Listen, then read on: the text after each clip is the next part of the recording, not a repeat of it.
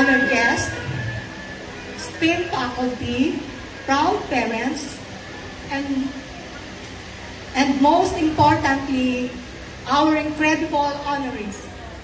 Today is a day of celebration, a day to recognize hard work, perseverance, and the limitless potential that lies within each of you. I am deeply honored to stand before you today and share a story that I hope I will inspire each and every one of you.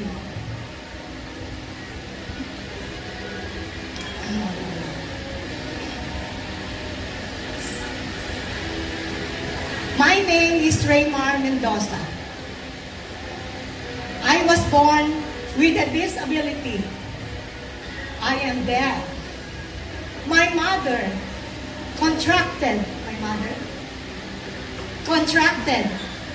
German measles during pregnancy, which affected my development.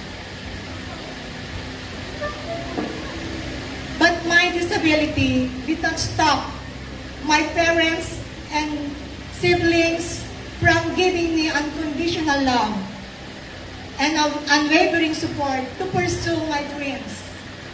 I still remember my early days here at P. Gomez Elementary School. Waking up for school was always a struggle. The bed was too comfortable, and morning always seemed too early. With mother's endless patience, would make sure I was ready. Even with my demanding job, even with her demanding job as a government employee, she carried me to school to pick me up, sometimes sneaking away during lunch just to be there for me. My father, though often away working to provide for us, made sure his love and care were always felt. My parents' sacrifices, together with the support of my amazing teachers and the loving community of P. Gomez, became the foundation that shaped me into a person I am today. I am finishing elementary school. I was unsure if I would find a high school that would accept me. However, I did make it.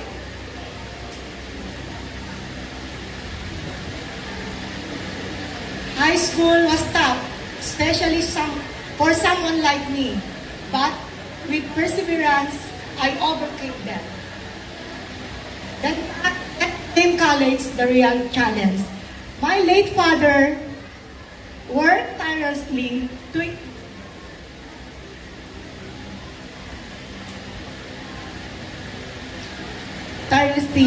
I continued my education. He never gave up on me and found the school that provided the support I needed.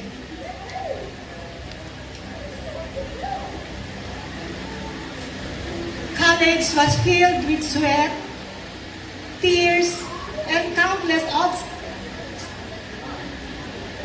But the hardest moment came when my father was diagnosed with cancer.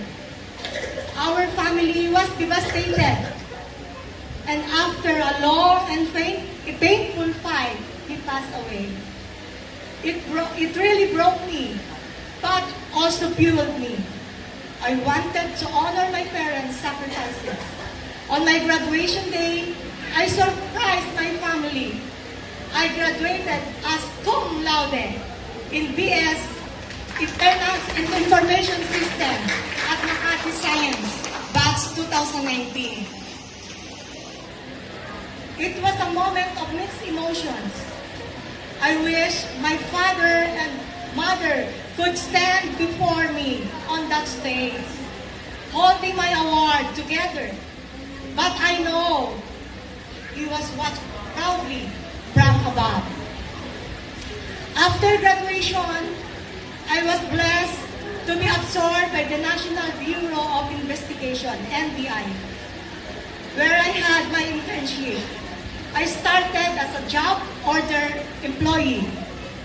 But today, I am a regular employee serving as Administrative Aide 6, Clerk 3. It is an honor to work alongside with respectable individuals in a prestigious institution. To our dear students, life may not always be easy.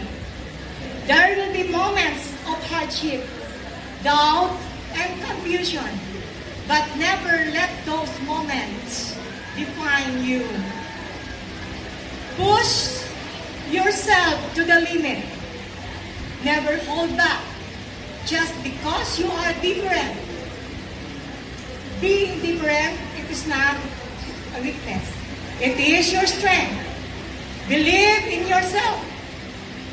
Trust in God. And know that no challenge is too great if you have the heart and determination to overcome it. To our beloved parents, your unwavering support means everything to your children. No matter how tough life gets, always believe in them. Push them to follow their dreams and remind them that they are capable of achieving greatness.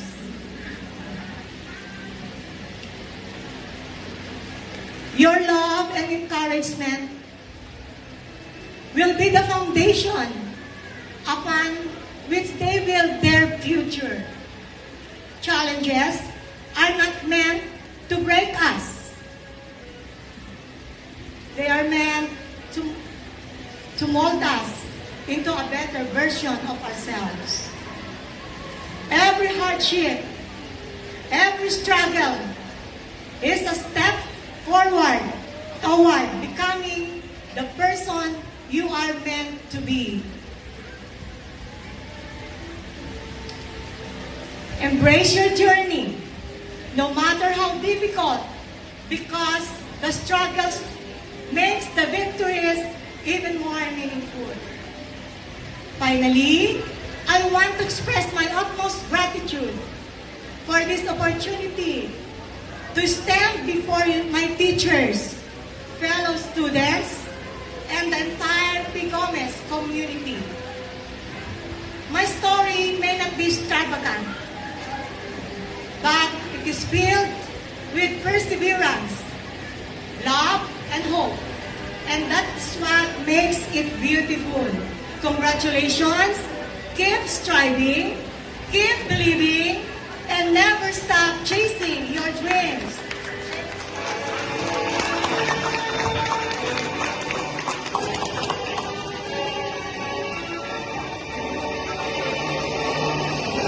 Maraming salamat po, Ginoong Raymar M. Mendoza. Muli, bigyan po natin siya ng masigabong palakpakan para naman po sa pagawad ng sertipiko sa ating panauhing pandangal. Inanyahan ko po